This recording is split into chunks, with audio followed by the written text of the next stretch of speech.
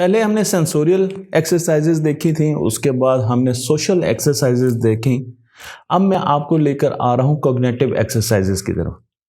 बहुत सी ऐसी video games हैं और बहुत से ऐसे फोरम्स हैं जो कि आपको ये कहते हैं कि हम आपको फौरन ज़हीन बना सकते हैं, हम आपको ऐसे ट्रेन करेंगे। ऐसी वीडियो गेम्स हैं जो कि आपके दिमाग को तेज़ कर देंगी, इसकी प्रोसेसिंग को तेज़ कर देंगी। ऐसी ट्रेनिंग्स हैं जो 2 घंटे में आपके दिमाग को बहुत ज़्यादा शार्प कर देंगी। मैं आपको ये बताना चाह रहा हूँ कि इस किस्म की चीज़ों के पीछे किसी किस्म की साइंटिफिक एविडेंस मौजूद नहीं है, जो कि आपको चंद मिनटों में या चंद दिनों में आपके दिमाग को बदल दें। आपके दिमाग को बदला जा सकता है, लेकिन इसके लिए बहुत ज़्यादा टाइम चाहिए। तो अगर कोई वीडियो गेम ये दावा कर रही है कि वो आपके दिमाग को बदल सकती है, कोई वेबसाइट ये दावा कर रही है कि उसकी एक्सरसाइजेस करके, उसकी एक्टिविटीज़ करके आप बहुत जल्दी अपने दिमाग को बदल सकते हैं, तो यकीन जानिए कि वो दुरुस्त नहीं है। क्योंकि जब भी हम कोई वीडियो गेम खेलते हैं तो वीडियो गेम में लिमिटेड डिग्रीज ऑफ फ्रीडम होते हैं। वो चीज़ें जो बदल सकती हैं वो लिमिटेड होती हैं, लिमिटेड सिनेरियोज होते हैं। एक बच्चा जब एक वीडियो गेम खेलता है तो वो आहिस्ता आहिस्ता वो सिनेरियोज को जानता जाता है और उन पर बेहतर होता रहता है। लेकिन दुनिया में तो हर आए दिन डिफरेंट सिनेरियो होते हैं। दुनिया में लाखों अरबों लोग हैं, डिफरेंट किस्म की बाउंड्री कंडीशंस हैं। आप उनको प्रिडिक्ट नहीं कर सकते, आप उनको मास्टर नहीं कर सकते। इसलिए जब ये बच्चे इन वीडियो गेम्स में अच्छे होते हैं और जब दुनिया की तरफ आते हैं तो वो इतने अच्छे नहीं होते, स्ट्रीट स्मार्ट नहीं होते। इसलिए वीडियो गेम खेल खेल के आप उस वीडियो गेम में तो बहुत अच्छे होंगे, इसमें तो कोई शक नहीं है। लेकिन आप जैसे ही बाहर आएंगे उस वीडियो गेम से तो आपके पास उतनी कॉग्निशन, उतना इदराक नहीं होगा। अगर आपने जहानत हासिल करनी है तो उस पर तो हम बहुत सी बहस करते रहते हैं और कर रहे हैं। आपको अपनी कंफर्ट जोन से बाहर निकलना होगा। जिद्दोजहद किए बगैर, स्ट्रगल किए बगैर, हारे बगैर, फेलियर्स से लड़े बगैर आप ज़हीन नहीं हो सकते। आप इंटेलिजेंस नहीं ले सकते। आप नई चीज़ें अटेम्प्ट करने के बगैर इंटेलिजेंस हासिल नहीं कर सकते। आप नई चीज़ें सीखने के बगैर, आप कहें कि मैं कुछ भी नहीं सीख रहा और मैं इंटेलिजेंट हो जाऊं, मैं एक एक्सरसाइज कर रहा हूं और उस पर मेरी मेमोरी बेहतर हो जाए, मैं इंटेलिजेंट हो जाऊं, ये मुमकिन नहीं है। तो आपको अगर इंटेलिजेंट होना है, आपको अपने दिमाग को और ज़्यादा बेहतर करना है, तो आपको अपनी लाइफ स्टाइल में चेंज करनी पड़ेगी। और वो लाइफ स्टाइल में जो चेंज है वो इन एक्सरसाइजेस के ज़रिए आ सकती है, जो कि हम आपको यहाँ पर बता रहे हैं। तो इसलिए आपने अपनी मेंटल रूटीन्स को बदलना है।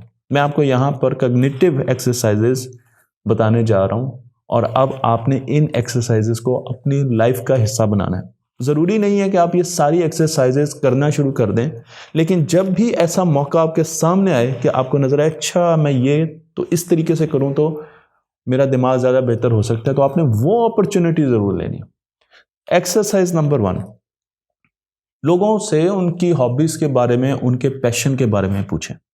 लोगों से पूछें कि वो यूट्यूब की वीडियोस क्यों बनाते हैं, वो कौम को क्यों पढ़ाना चाहते हैं। लोगों से पूछें वो स्टैम्प कलेक्शन क्यों करते हैं। लोगों से पूछें कि वो सॉन्ग्स को, म्यूज़िक को इतना पसंद क्यों करते हैं। आप क्वेश्चंस कीजिए, उनके इंटरेस्ट को देखिए और उनके इंटरेस्ट में इंटरेस्ट लीजिए। आपको बहुत सी अच्छी बातें वहाँ से मिलेंगी। एक्सरसाइज नंबर 2, हमारी दुनिया में इंसान आहिस्ता आहिस्ता जैसे लिखना पढ़ना सीखता गया, वैसे ही बॉडी ऑफ नॉलेज बढ़ती गई।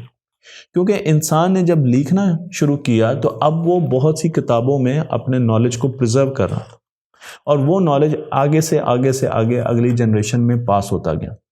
तो बॉडी ऑफ नॉलेज को आगे बढ़ाने के लिए आर्टिकल राइटिंग, बुक्स राइटिंग और रीडिंग एक बहुत बड़ा जरिया है। इसलिए ये बेहतर है कि आप अपनी एक डायरी रखिए और उस डायरी पर अपनी इंफॉर्मेशन, अपने रोज़मर्रा की चीज़ें, ऐसी चीज़ें जिन्होंने आपको सोचने पर मजबूर किया, वो ज़रूर नोट कीजिए। हम अमूमन ऐसी चीज़ों पर गौर नहीं करते या उनको लिखते नहीं हैं जिन्होंने हमें सोचने पर मजबूर किया, या ऐसे सवाल जो हमारे जहन में उठते हैं उनको हम कभी भी लिखते नहीं।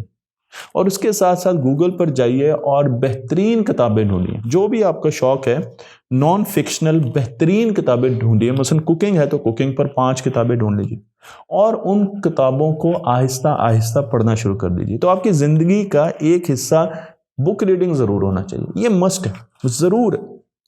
आप किसी किस्म का भी शौक रखते हैं, आप किताब को पढ़ना बिल्कुल ना छोड़ें, चाहे आप उसके 5 सफ़े रोज़ पढ़ें, लेकिन आपकी ज़िंदगी का एक हिस्सा बुक रीडिंग होना चाहिए।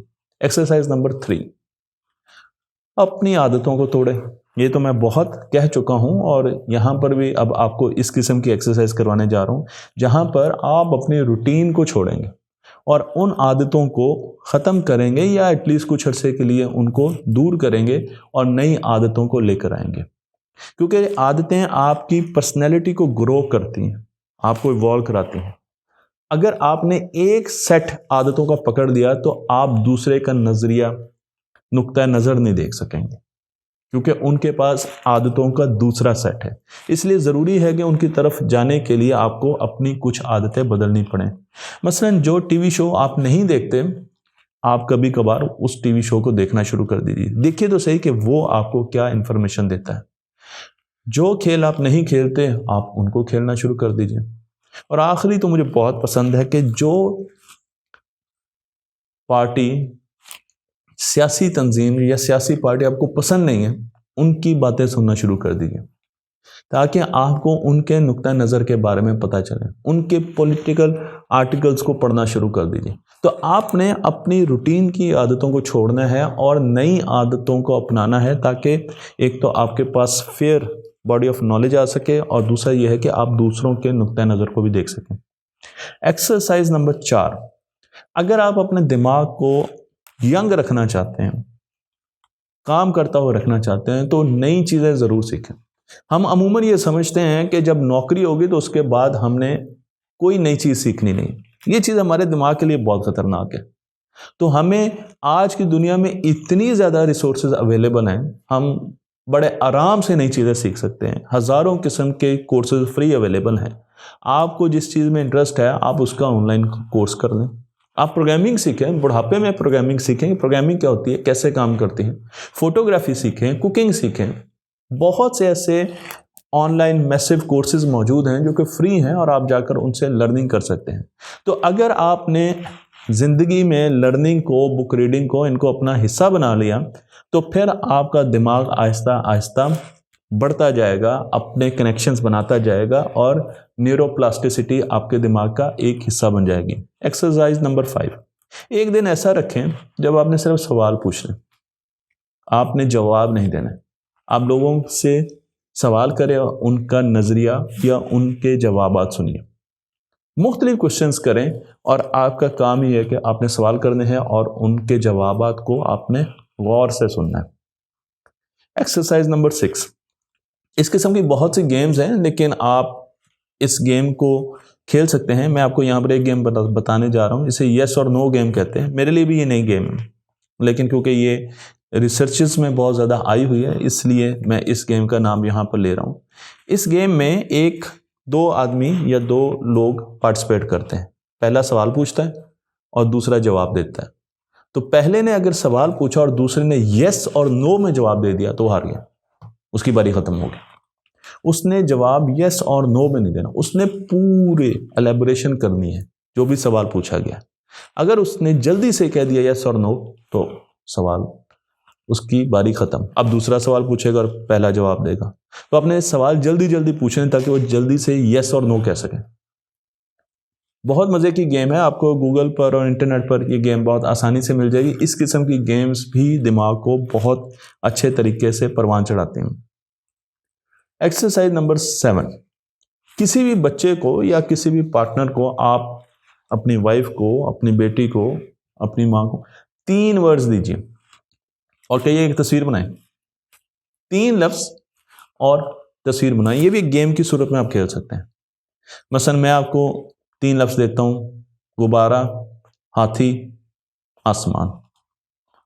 अब आपको यहाँ पर एक तस्वीर नज़र आ रही है, तो इस तस्वीर से आपकी इमेजिनेशन में बड़ा फ़र्क पड़ेगा, आपकी थिंकिंग को एक और मोड़ मिलेगा। जब तस्वीर बन जाए तो आप उस तस्वीर को रियलिटी की शक्ल से देखें कि उसमें साउंड कैसे आ रहे हों, उस तस्वीर को टच करने की कोशिश करें, उसकी मूवमेंट्स को, उसकी स्मेल को जानने की कोशिश करें, इमेजिन करने की कोशिश करें। ये एक ऐसी एक्सरसाइज है जो कि आपकी मेमोरी को बहुत बूस्ट देती है। मसलन आपको अगर घर से कहा गया है कि बेटा अंडे ले आना, और आपको ये डर है कि मुझे ये याद नहीं रहेगा, तो आप अंडे की एक अजीबोगरीब किस्म की तस्वीर बना लें। यहाँ पर मैं कुछ ऐसी तस्वीर आपको बना के दिखा रहा हूँ, आप अंडे के बारे में कुछ स्टोरी सोच लें, ऐसी अजीबोगरीब स्टोरी सोच लें जिसमें आपको अंडे की खुशबू भी आ रही है, आप अंडे को टच भी कर पा रहे हैं, आप अंडे से डर भी रहे हैं। इस किस्म की कहानी बनाकर और फिर आपको वो चीज़ भूलेगी नहीं। तो मेमोरी पर तो पूरा एक कोर्स है, लेकिन मैं सिर्फ आपको ये एक्सरसाइज बता रहा हूँ कि इसके ज़रिए आप कॉग्निशन बढ़ा सकते हैं, आप चीज़ों को याद कर सकते हैं। और उसकी वजह यह है कि अगर आप सिंपल तस्वीर बनाएंगे, काम सी तस्वीर अपने माइंड में बनाएंगे या आप वैसे ही याद करने की कोशिश करेंगे, तो हमारा जो दिमाग है वो आम चीज़ों को याद नहीं रखता, वो ख़ास चीज़ों को, नई चीज़ों को बहुत ज़्यादा तवज्जो से देखता है। तो अगर आपको दिमाग से वक्त चाहिए तो फिर आपको इसे फन पार्ट बनाना पड़ेगा, इसको इंटरेस्टिंग बनाना पड़ेगा। मैंने आपको यहाँ पर 3 सेट बताए एक्सरसाइजेस के। पहली सेंसोरियल एक्सरसाइजेस थी जिनमें सेंसेस के अमल दखल थे, आँख का अमल दखल था, कान का था, इस किस्म की एक्सरसाइजेस थी। दूसरी सोशल एक्सरसाइजेस थी जिसमें आपने लोगों के साथ इंटरेक्ट करना था और बैरियर तोड़ने थे। और तीसरी कॉग्निटिव एक्सरसाइजेस हैं जो कि आप और भी देख सकते हैं, लेकिन ये वही सारी एक्सरसाइजेस हैं जो कि आपके लिए चैलेंज भी हैं, आपको मुश्किल भी लगेंगी, क्योंकि ये एक्सरसाइजेस सिर्फ कंप्यूटर पर बैठ कर वीडियो गेम्स के ज़रिए नहीं होंगी, बल्कि आपको अपनी लाइफ स्टाइल में चेंजेस लानी पड़ेंगी। अगर आप स्टेटस को नहीं तोड़ेंगे और चेंज को नहीं लेके आएंगे, चैलेंजेस को नहीं एक्सेप्ट करेंगे, तो आप इन एक्सरसाइजेस को और इस कोर्स को अच्छे तरीके से नहीं कर पाएंगे। हर नई चीज़ पर आपका दिमाग कहता है वाओ। मैं आपको एक स्टडी दिखा रहा हूँ और ये स्टडी है स्टैकिंग कप स्टडी। इस स्टडी में बताया गया कि बच्चों ने कप को एक दूसरे के ऊपर लगाना था, जिस तरीके से हम मुख्तलिफ किस्म की एक्टिविटीज़ करते हैं। तो जब बच्चा ये काम कर रहा था, उसके दिमाग की एक्टिविटी को देखा गया, तो ये हैरानी हुई साइंसदानों को जान के कि जब पहली मरतबा उसने ये काम किया तो उसकी एक्टिविटी मैक्सिमम थी, जब दूसरी मरतबा उसने काम किया तो निस्बतन कम, तीसरी मरतबा बिल्कुल ही कम, और चौथी मरतबा, पांचवी मरतबा फिर वो एक जैसी रह गई। इसका मतलब यह है कि उसके दिमाग ने जो लर्निंग की वो पहली मरतबा की, जब वो नई चीज़ सीख रहा था। लेकिन जब उसकी रूटीन बन गई तो उसके दिमाग ने अब ज़्यादा रिसोर्सेज देने की कोशिश नहीं की। दिमाग ने कहा कि अपनी एनर्जी बचाओ, और अब ये चीज़ मैं सीख चुका हूँ तो इस पर ज़्यादा रिसोर्सेज डालने की, देने की कोशिश उसने नहीं की। तो अगर आप अपने दिमाग को आगे बढ़ाना चाहते हैं तो आपको नई चीज़ें लर्न करनी होंगी, आपको चैलेंजेस उठाने होंगे और आपको अपनी रूटीन्स को ख़त्म करना होगा।